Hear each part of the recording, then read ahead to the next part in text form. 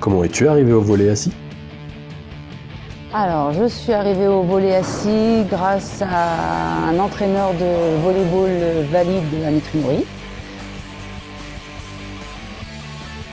Et il a monté une section de volley assis. J'ai voulu tester. Il a fait une initiation avec déjà quelqu'un de l'équipe de France de volley assis masculine qui est venu à Mitry faire une initiation. J'ai participé à l'initiation et je lui ai dit vas-y, je suis partante. Dès que tu montes ta section, je viens. Voilà, j'ai été l'une des premières et j'ai repris la section et je suis toujours dedans. Quelles sont les plus grosses difficultés que tu rencontres pour développer le volley assis dans ta région? Plus grosse difficulté, je pense qu'il n'y a pas suffisamment déjà d'adhérents, pas assez de communication, donc les gens ne sont pas attirés vers le volley assis. Il n'y a pas assez d'initiation non plus, je pense.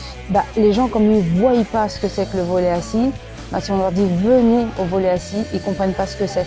Pour eux, généralement, si on dit volley assis, c'est volley avec des fauteuils roulants. Donc quand on leur dit qu'on est assis par terre, ils disent ah bon, moi je connais pas. C'est là où il faut les inviter souvent à dire venez, regardez, allez voir les sites et essayer de les inciter comme ça. Quels ont été les changements notables dans ta vie de tous les jours depuis ton arrivée en équipe de France? Oh mon Dieu, beaucoup de choses ont changé.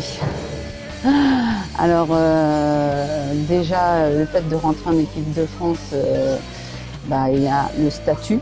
On a quand même un statut, donc je ne me permets pas de faire tout et n'importe quoi. Déjà, j'ai changé mon régime alimentaire. Voilà, j'ai perdu 14 kilos. J'ai changé mon rythme sportif aussi, c'est-à-dire que tous les jours, j'essaye au minimum de faire mes 600 pas en marche. J'ai repris le vélo, je fais de la musculation. Ce qui a changé aussi, c'est le cocooning de mes enfants. Ça, c'est un gros sacrifice. Je suis une compétitrice dans l'âme, donc j'étais bénévole sur les événements pour leurs compétitions, pour les préparations de compétition. Même des fois, je faisais le chauffeur pour les emmener jusqu'à Clermont. Je faisais 6 heures de route pour emmener les gamins. Donc je fais beaucoup de choses pour mes enfants, mais je leur ai appris que maintenant j'avais intégré l'équipe de France, donc il me fallait aussi du temps pour moi, donc c'est du temps que je leur consacre plus.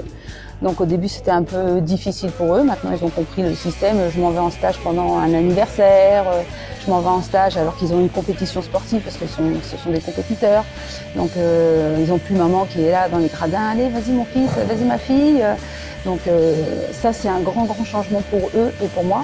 Parce que par exemple les premiers championnats de France de mon fils que j'ai ratés, ça m'a fait quelque chose, mais par contre j'ai explosé ici, j'en ai même oublié qu'il était en championnat de France. Si vous avez d'autres questions à poser, n'hésitez pas à laisser un commentaire sur la page Facebook ou sur Twitter. Salut!